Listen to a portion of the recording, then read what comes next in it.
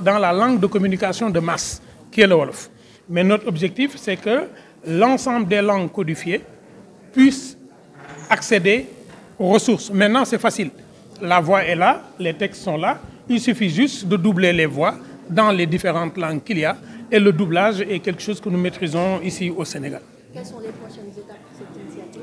Les prochaines étapes, nous avons eu plusieurs étapes. Une étape de recherche, une étape d'écriture des textes et une étape de réécriture des textes. Parce que le texte scientifique qui sort de l'université est un texte froid. C'est un texte froid parce qu'il y a une distance entre le chercheur et le contenu. L'idée maintenant, c'était, puisque le Sénégalais est capable, quand son griot lui fait une généalogie, il est capable de lui donner toutes ses ressources. Comment le toucher? Comment le toucher par le cœur? Et on a utilisé 3 stratégies. La stratégie de la répétition, la stratégie de l'accroche et au niveau oratoire, ce qu'on appelle les assonances et les allitérations. Donc c'est par ça qu'on est passé pour avoir un texte oral à partir d'un texte écrit qui est un texte froid de chercheur du professeur Ibrahima Wade. Est-ce que vous pouvez revenir sur quelques-unes des dates que vous avez révélées dans le podcast? Mais dans les podcasts, on n'a pas forcément révélé des dates, mais on a révélé des cohérences. L'une des plus grandes cohérences, c'est de montrer que le Sénégal est fait de continuité culturelle. Quand on prend par exemple la légende de Samba Gueladi Diégui, on ne peut pas travailler sur Samba Gueladi Diégui du Fouta sans aller à Bakel où sa mère était en l'attendant grandir.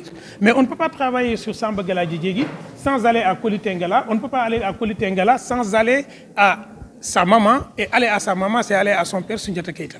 Donc c'est ce que nous avons voulu montrer, les continuités culturelles. L'autre épisode qui nous a beaucoup marqué, c'est sur le Saloum et sur aussi le RIP.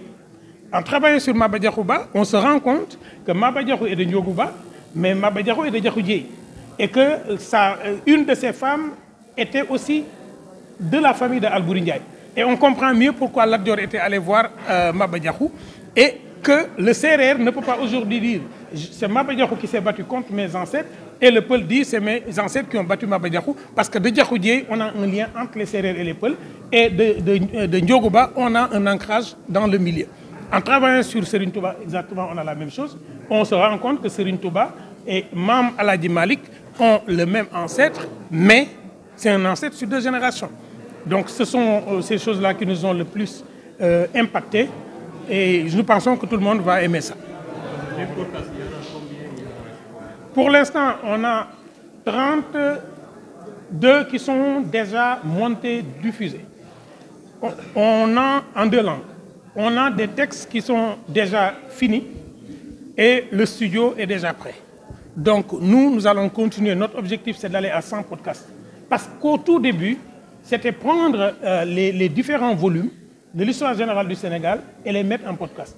Mais quand il y a eu des difficultés, nous sommes directement allés aux archives nationales. Donc l'objectif, c'est de faire 100 podcasts et à partir des 100 là, aller vers d'autres langues.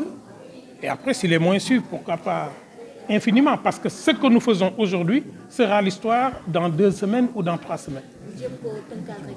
Le Goethe Institut a mis en place l'ensemble des moyens, des ressources financières. Parce qu'au début, le projet est un projet initié par le Goethe Institut.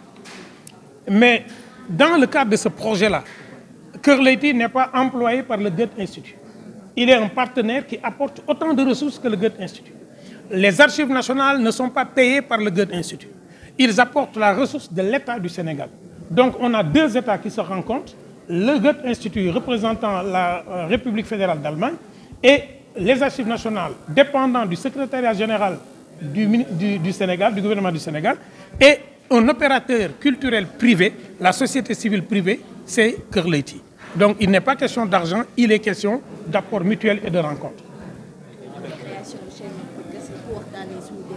waaw li yëkkati ñu jël mboorum Sénégal def ko ci ay ndéggat yooyu ñu jël ko tas ko ñu tuddee ko podcast li ko yëkkati mooy xool bu nu xool ne gone yi ñi ngi gën a réere seen bopp dem ba yu bëri ñu ciy dugg te xamuñu ñooy kan ci noonu la ñu toogee ci liggéey yi ñu def ak Goethe Institut ñu waxtaan ñu ne ñoom li ñu bëgg mooy cofeel bi ñu am ak Sénégal ñu wane ko ci mbooru Sénégal mooy histoire du Sénégal loolu moom moo ko indi mooy wax nit ñi ne kenn mënut a wax taarixu àdduna te waxoo taarixu Sénégal waaye wane it ni ñu bokkee ci biir réew mi ndax yëkkatiwun kenn wàccee kenn waaye li ñu ñor mooy mbokk gi nan la tëddee ba jàmmoo bi amoon ci réew mi mën a continuer.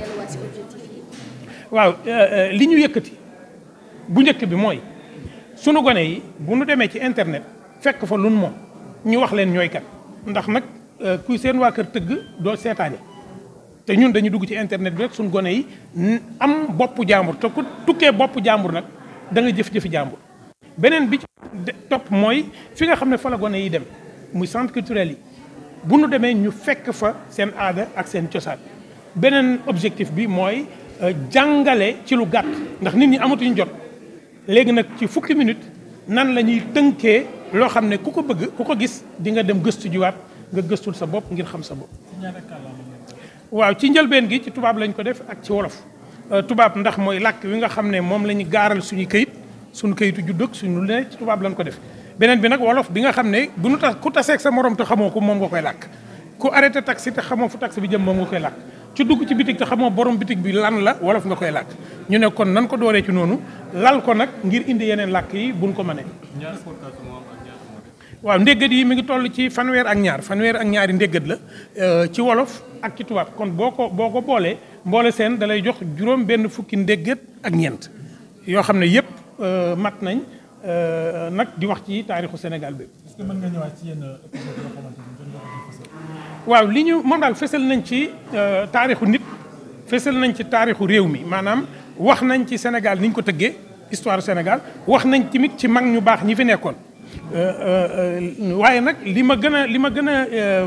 ma ci gën a jàpp mooy bi ñuy liggéey ci ku mel ne Samba Galaji Jéegi nga xam ne booy da nga naan maa ngi dem Fuuta waaye da ngay dem Fuuta mu yóbbu la Bakel Gajaga nga dem Gajaga mu yóbbu la biir ñaani ga ca Mali nga gis ne kon yow yaa ngi jàpp ne kii pël la waaye noonu la bokkee ak Soundiata Keita noonu la bokkee ak waa Gajaga nga jël ku mel ne Nioro di Rip ngay liggéey ci Maba Jaxu Ba gis ne Jaxu Jéey mooy ndeyam waaye nga gis ne donte mi nga doon jàppante ak séeréer yi ci xëccoo ndekete moom ñooñu la gën a bokkal waaye nag loolu day taxit nga xam lu tax Lat Joor demoon fa ndax Lat Joor nam fa demee woon fekk na fa soxna soo xam ne moom mbokkam la te Alburi moo ko mayoon Maba Jaxu donc loolu moo ñu gën a ñor tey jii man defe naa li may sante yàlla mooy yàlla may ma fii nu nekk nii képp koo xam ne sénégalais nga ak lu waaso woo bokk ak làkk wooy làkk boo ko dégloo di nga gis ne yow bokk nga ci réew mi donc defe naa ne loolu mooy li ma gën a marqué.